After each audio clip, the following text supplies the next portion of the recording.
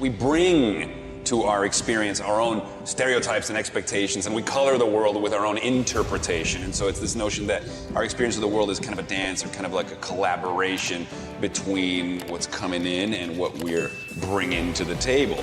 And so what that tells us is, no, we don't have a direct experience of reality. We don't have an empirical experience of reality. We don't see the world as it is. We see the world as we are. Energy is always flowing out of us to people and things around us. And one of the ways to get to enlightenment is to first stop the loss of energy.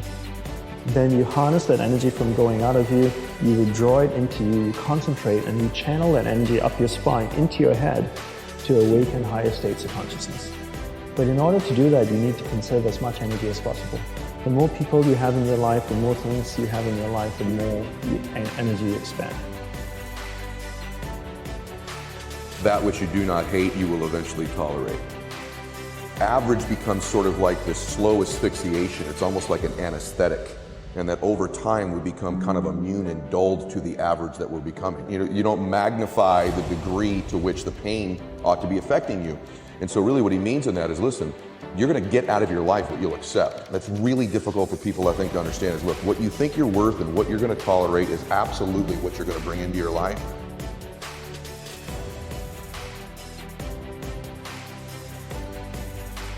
Dominant culture that is designed to destroy your sense of self and your belief in yourself, and you have to learn ways in which you can begin to connect with this power that you have within yourself to handle where you are. The key is to be constantly in a perpetual process of discovering the truth of who you are and fighting constantly to look for ways in which you can escape the inner conversation. There's a lot of obstacles that we're going to face in our life, whether it's on a football field, a basketball court, or just in life in general. And if you're not really willing to fight and give it everything you have, as long as you're alive, then what are you really doing it for?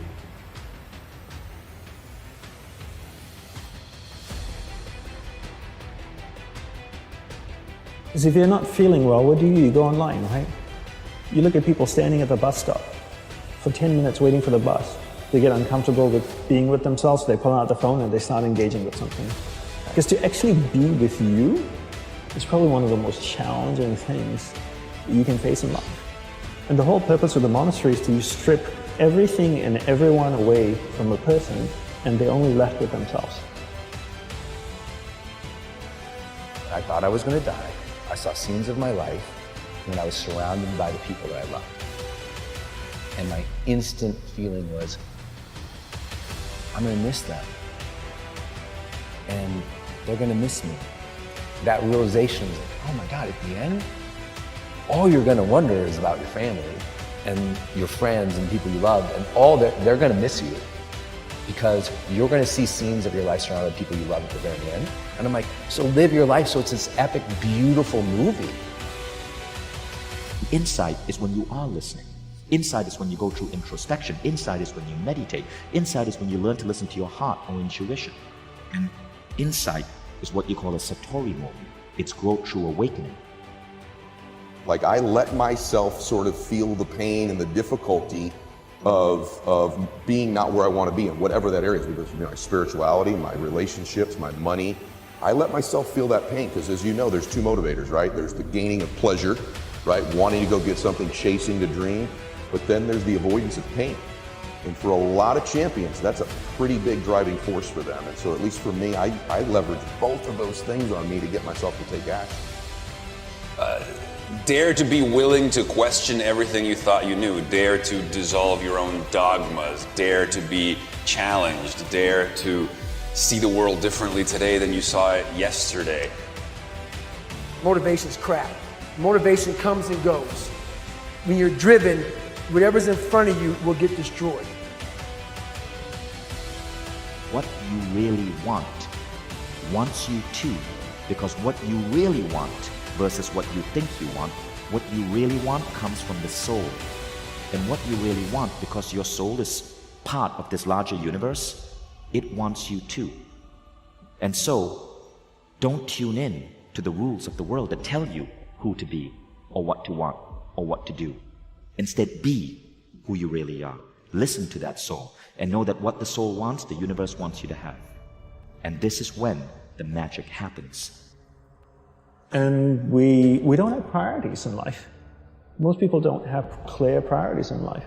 Simplifying first the people and things into your life, into who and what's most important, taking that finite energy that you have each day and focusing. The second step is learning how to focus and concentrate that finite amount of energy into the people and things that truly matter.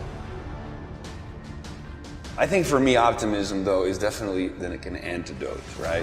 It's my way of raging against the darkness, you know, living in a space of possibility, living in a space of pronoia as an antidote to paranoia, right? Pronoia is I connect the dots and I think that everything could go better than it's been going before, that things might get better, that we can overcome, that we shall overcome. So it is a choice you make.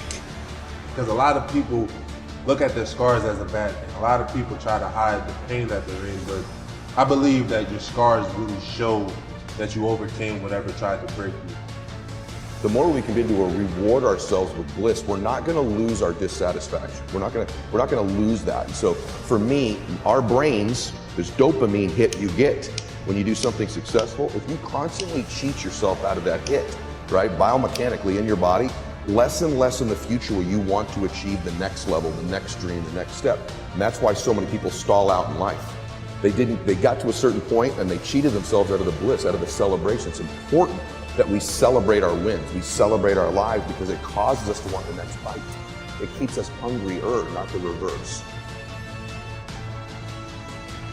We have the ability to go in such a space if you're willing to suffer, and I mean suffer. Your brain and your body, once connected together, can do anything.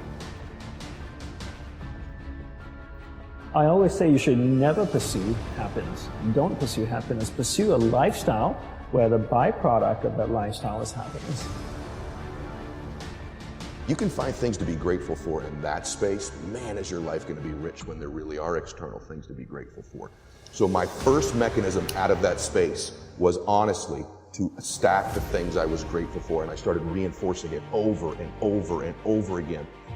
And what happens is there's this reticular activating system in our brains, right? And all of a sudden, because that's the messaging I was giving myself, all of a sudden, all these things start to come into my awareness that I'm grateful for. It's crazy how when you shift your identity at a subconscious level, the world shifts. But remember what Michael Beckwith said, the law of attraction is incomplete.